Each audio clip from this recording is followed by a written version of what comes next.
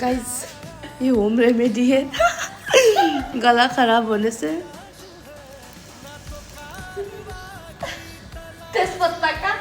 तेज पत्ता का बीड़ी पियो, मेरी सास का रेमेडी है ये।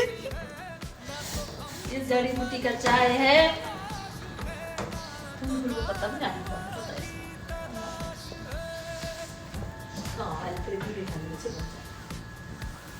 गाइस ये तेज पत्ता है, पहले देख लेना, फिर बाद में मत बोलना कि मैं बीड़ी फूकती हूँ पत्ता का।